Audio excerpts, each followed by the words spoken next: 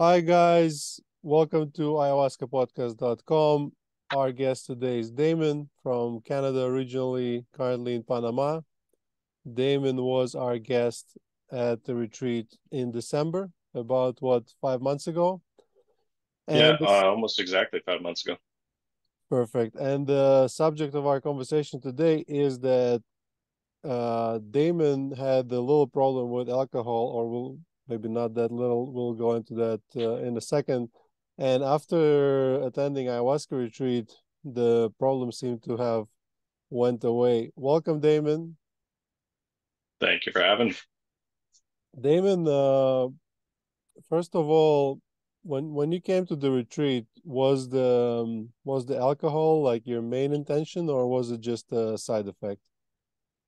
No, it wasn't a main intention. It was in there, but it also wasn't to quit. At that point, it wasn't. I didn't look at it as a big problem yet, even though I knew at some level, obviously, that it was something that was affecting my life in a negative way. But the way that I worded my intention was I wanted to rework my relationship with alcohol and the reason why I did that is honestly, I never thought I was ever going to quit. I'd ever be able to quit, I guess. So it's more of a excuse me, more of a soft like, all right, like this is something I know it's starting to become kind of an issue. I was still pretty high functioning during that time, but yeah, then I was able to finish it. Um, Ponla ya, porfa. Sorry, I just received my breakfast, so and so but so it was basically like lowering your expectations, right? I mean, just like not drink that much, and it's better than it's a smart decision actually, because if you ask for something big and then it doesn't come to you, then you can get frustrated, or like it doesn't work. So it's like starting with less and actually getting more. Nice strategy. But how would you describe the way it feels now? Like, because whenever you have an addiction, be it alcohol or something else, you could just choose not to do it, right? And then you feel the desire to do it all the time. But I'm assuming it feels different for you. Like, how can you tell us more about that? Yeah, definitely. I it truly feels like it changed something in my brain, like on a physical level, because like I'll tell people that and I'll be like, oh yeah, I've stopped drinking. It's been 6 months now.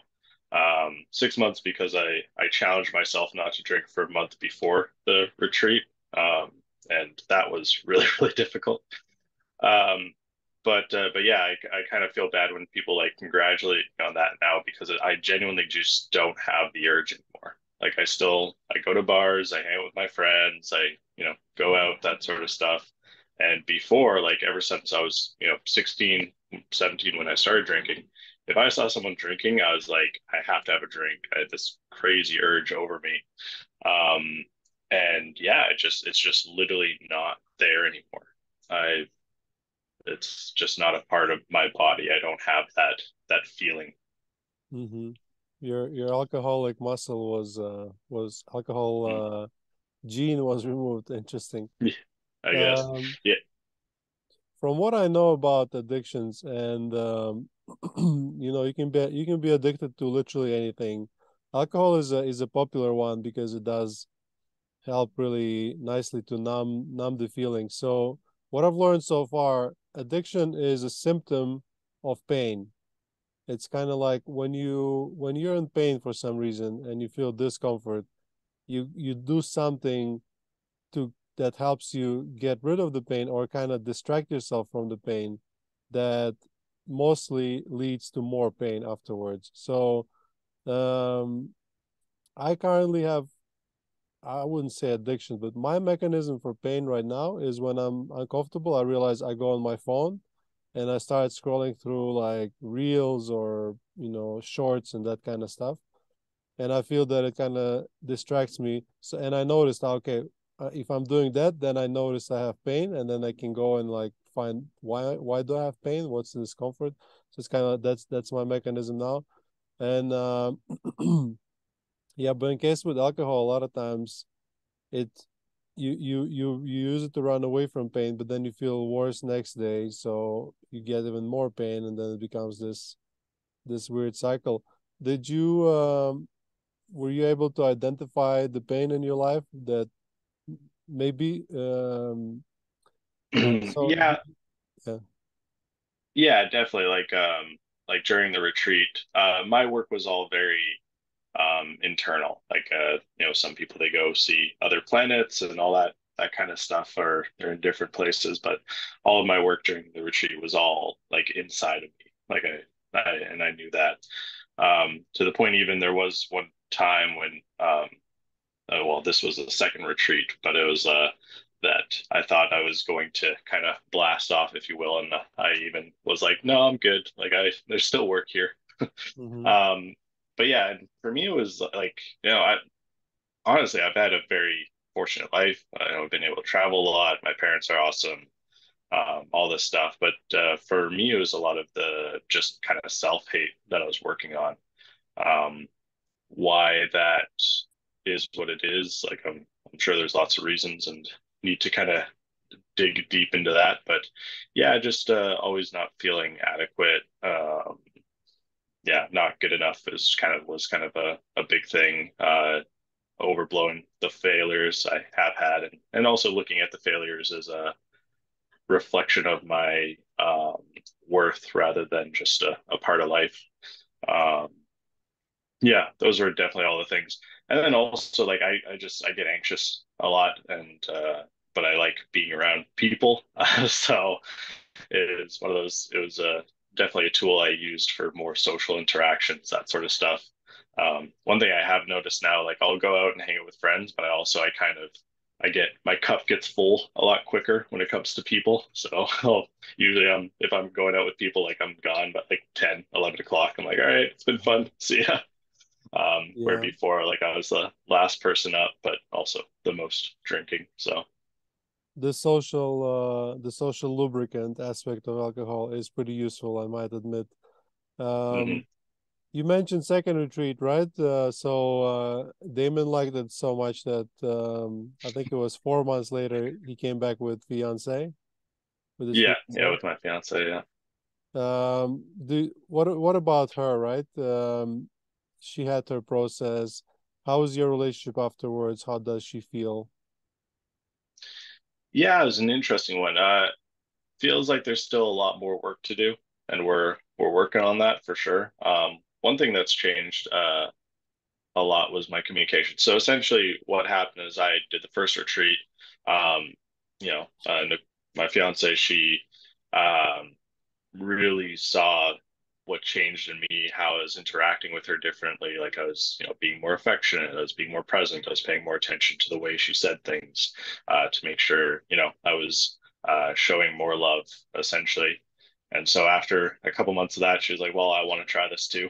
It seemed that a lot of things were better with me, and I just seemed a lot better. So yeah, so then we wanted to go.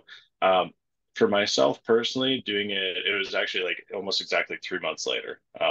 It was that we came back.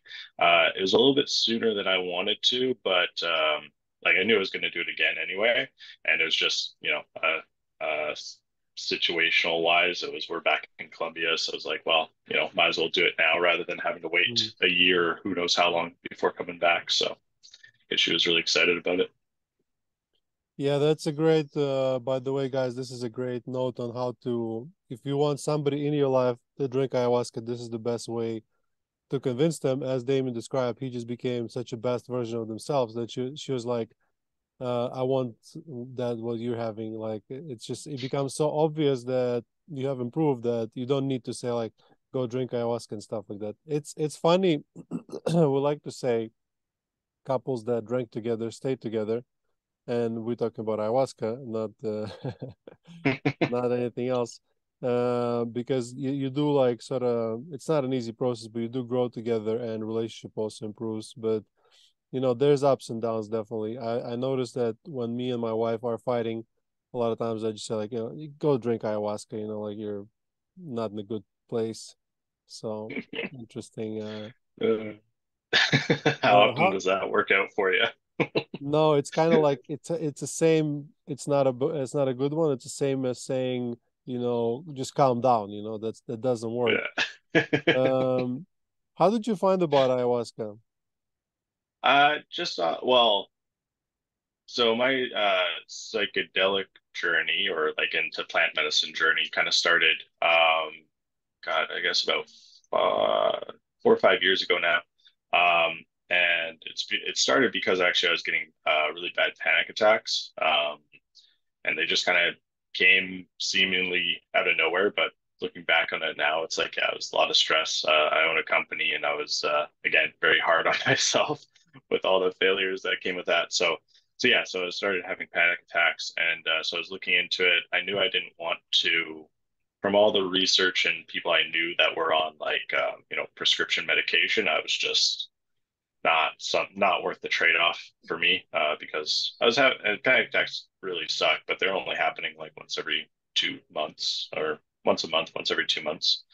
But yeah, so I started kind of looking into alternatives, and psilocybin really was a big thing that was coming up there. There also just happened like it seemed to coincide with this kind of new renaissance with psychedelics in general, and the plant medicine in general.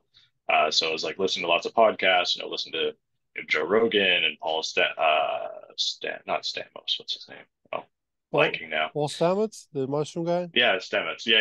Right. Okay. So right name. So yeah, so listening to his stuff, and so I started microdosing actually. Like I wasn't even taking full amounts, but I started microdosing psilocybin, and after 3 weeks, I had this kind of realization, and yeah, and I haven't had a panic attack since, and I don't continuously microdose or anything like that. Like besides ayahuasca, I haven't done anything, any plant medicine for probably about a year and a half now. So um, And how are not your panic obviously ayahuasca is attacks? a big one, but yeah, I haven't had one since then. So Yes. yeah, so that's what got me into it. And then obviously as you're looking into that stuff, researching ayahuasca came up, and yeah, we were just kind of in a place. Or yeah, and then so for the ayahuasca, I was looking at spots. I'm currently living in Panama, and we live in north of Panama, so very close to the Costa Rica border. There's lots of retreats up there, and I don't know. I don't have any real reason, but I was just none of them kind of grabbed me, I guess is the best way to say it. And then Nicole and we decided to do this trip to Colombia. I was like, okay, and it was just one of those things. I kind of put it aside. I was like, I'm not gonna, worry about the ayahuasca thing for now. And I just kind of looked it up, and yeah, the ayahuasca in Colombia came up. Read the reviews. I was like, oh, okay, and yeah, it just made sense. And it literally lined up where we had a 2 week trip, and at the end of the 2 week trip was a 1 week retreat. And I was like, oh, I can just stay an extra week, and it was actually like it's just one of those things that just, hi, Adrian, Oh, one of hello. those things that just worked. Hola. Thanks. Yeah, it kind of Yeah. finds yourself. You find it, and you find the medicine. Medicine finds you as well. hmm What other benefits, except for the quitting alcohol, did you experience from doing ayahuasca? I think I don't like I'm obviously not a scientist or anything, so I don't know if this is 100% accurate, but it definitely seems in general that all kind of just dopamine control. So going back to the scrolling through that sort of stuff, I still do it from time to time, but there's I have the thought first where I'm like, okay, why am I scrolling right now? Right? Like it just kind of exactly what you were saying, where it's like you can still kind of get into it, but it's like, okay, am I doing this because like I literally, I have nothing else to do. I'm just kind of hanging out, like, which that, yeah, it's fine, go for it. But Papa, Papa, Papa, uh, but yeah, Papa. that's Could you do me a favor, please? Bring him to the kitchen. Sorry, technical issues, guys. yeah, exactly. Yeah, you can Um, just catch yourself, I guess, so it's like I think the personal growth is not about like people think that you will forever be become this perfect thing or something, that the nature will still win, and you will get occasionally like desires to do things you don't need to do, or you even catch yourself doing it. But then, as you said, you catch yourself and you analyze, why am I doing it? And then you try and find the core of the problem. Because ayahuasca as well, right? It's not just gonna automatically remove all your pain. It will just show you the problems, and then you process them. So it's just this human sort of growth situation. And interestingly, regarding alcohol, right, and any other behavior, what makes it an addiction is what makes it a problem is an addiction, and what makes it an addiction is the pain.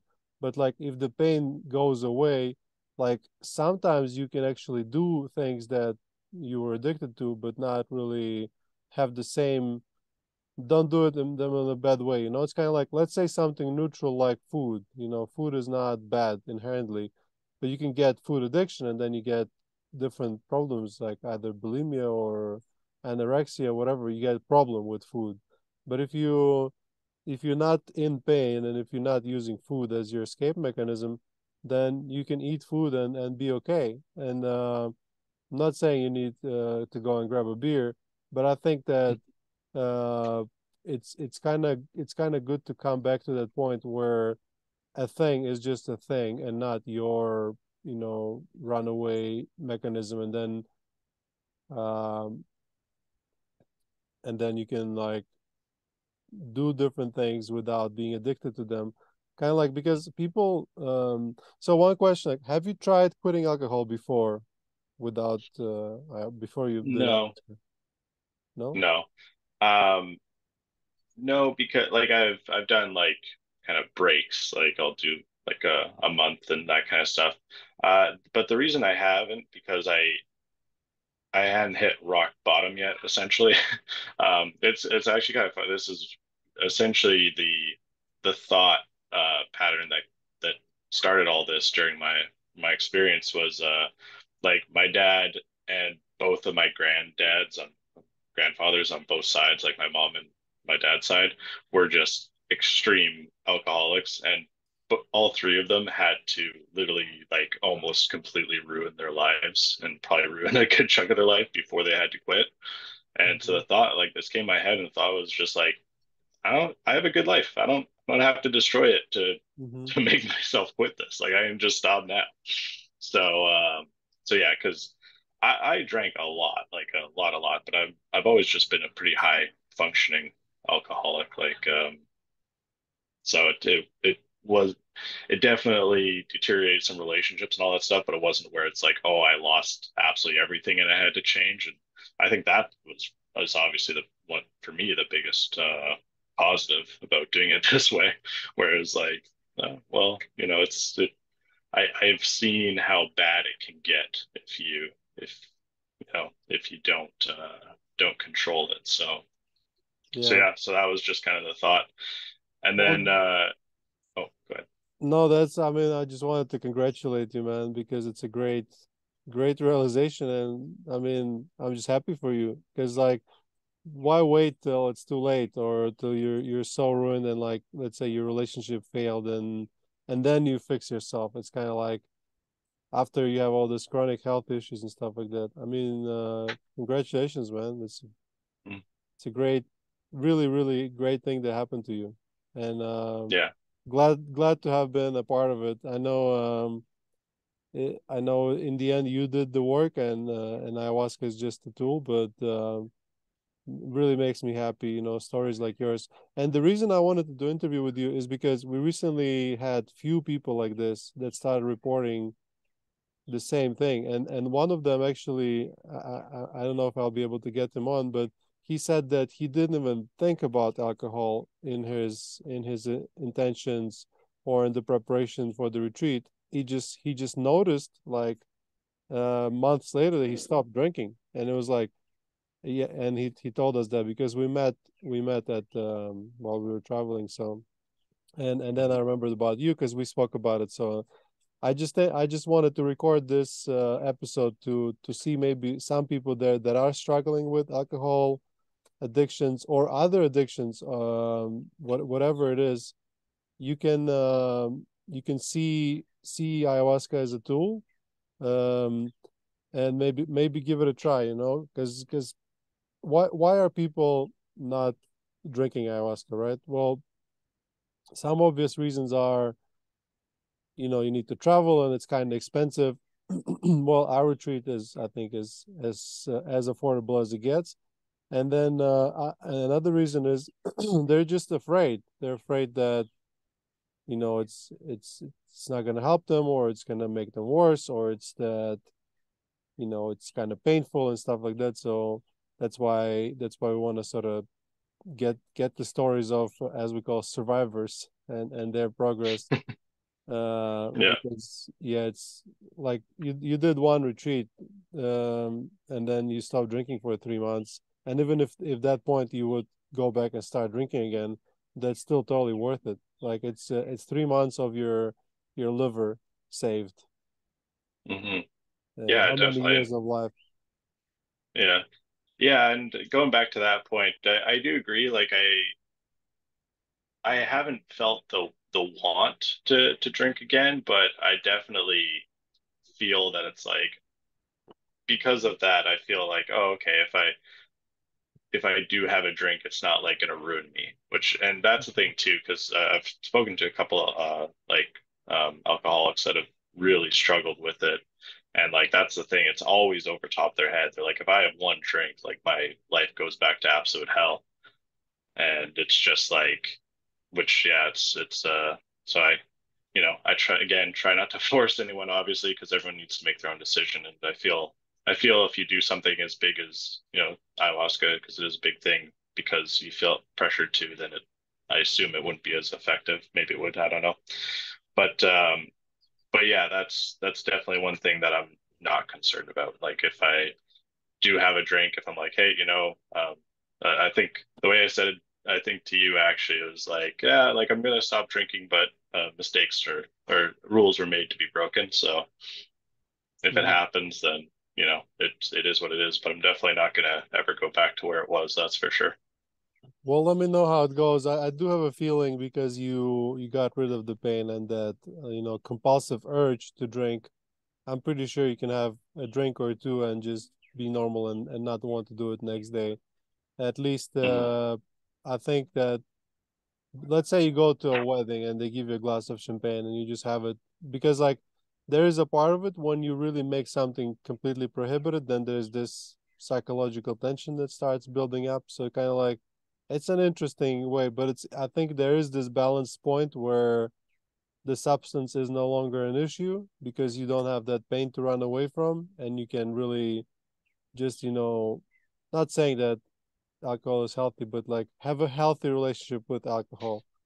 Hmm. And like if somebody says like, oh, here's a beer, you can drink a beer, but not really necessarily ask for another one. I think that would be a really great um, point. But it's not, it's your life, not Hmm. mine. So, but do let us know how it goes. And worst case, you can always come back, have some more ayahuasca. Yeah. Yeah. Well, we'll be back in January. I'm pretty sure that's the plan anyway. So, Yeah, you and your, by that time, probably wife. uh, we'll see. Okay. Planning a wedding in Canada from Panama is No a lot. pressure. So yeah, No we'll pressure. see by then. Why don't you But have the yeah, wedding in Panama anyway? It's better weather. yeah, family. Emily. Just want to make sure everyone can get there. So yeah, that's the most important thing. Well, Damon, thank you so much, and thank you for sharing your story. I'm sure it will convince some people here that will listen, that have problem with alcohol, to maybe give it a try, and maybe we can save a couple lives. Just easy as that. Yeah, hopefully that's the goal. Thank you, Damon, and uh, it was pleasure hosting you at the retreat. You're a really cool Mhm. guy, and it was pleasure talking to you again. It always is. Yeah, thank you, Sam. Appreciate it. Have a good day. You too. Now you got to